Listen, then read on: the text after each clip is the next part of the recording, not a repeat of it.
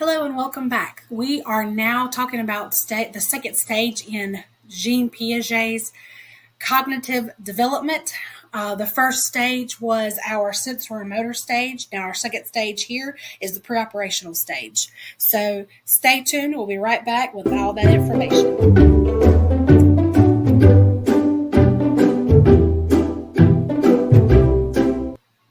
So what is the preoperational stage? So let's just say that in the preoperational stage, we're learning that play is a very important part of a child's learning their environment around them and things about themselves. So when we talk about play, we're talking about imaginative play. Make believe, we know it as make believe. So when we're little kids, we want to play, we want to have fun.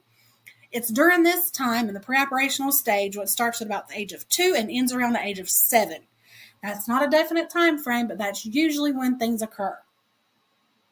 In the preoperational stage, we also know it to be the time when children are learning to use things more than just symbols. They're still using symbols. Now they're actually learning language, and they're learning how to use that language to convey messages that they want to get across to us. So they're also learning about the way they think.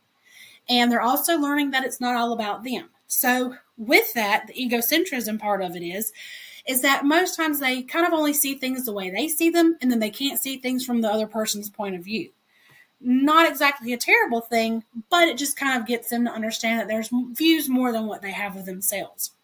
One way that they do this is through Piaget's 3-mountain project. It takes 3 different mountains. The children sit on one side of it. They look at things the way they see it, and then the teacher sees things the way they see it.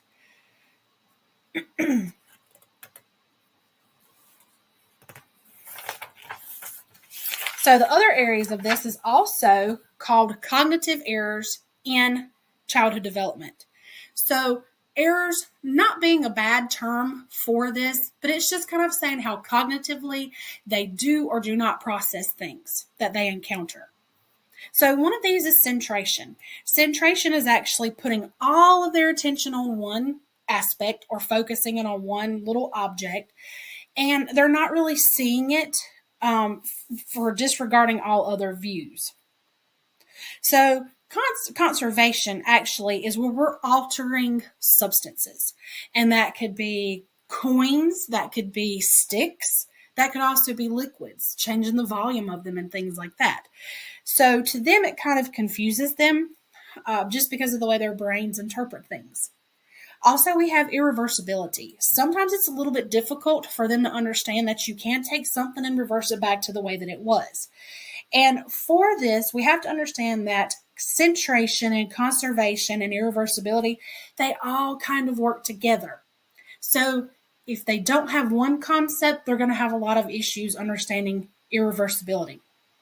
A simple way to think about this that I always tell other students in my classes is that if you have liquid, if you have water, you can freeze it and it turns into ice, a solid mass. But also that if that ice melts, it turns back into liquid, the water that we had before.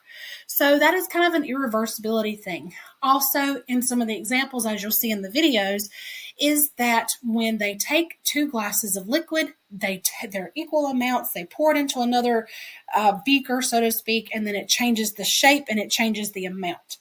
But they don't realize that if they pour it back into the original glass, then it's the exact same amount, the exact same liquid. But again, that's something that they have to learn. So concluding this assignment, what are the takeaways? The takeaways are that, yes, even though Piaget's theories are in stages, and as I said before, that does not mean that just because a child is between the ages of 2 and 7, if they don't meet those milestones, it doesn't mean it's the end of the world for them or that they're not going to learn them. Again, as I said, some children will not learn some of this during this stage until they're maybe 8 or 9 years old. It just all depends on how quickly they pick up on the information, how well they're taught the information, and if they, use it and then they have a creative learning environment around them. So again, we will continue on with the next stage in Jean Piaget's cognitive development. And if you have any questions, please feel free to email me. I'll get right back with you with your answer.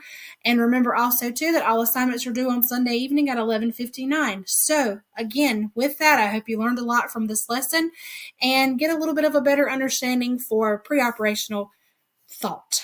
Thank you.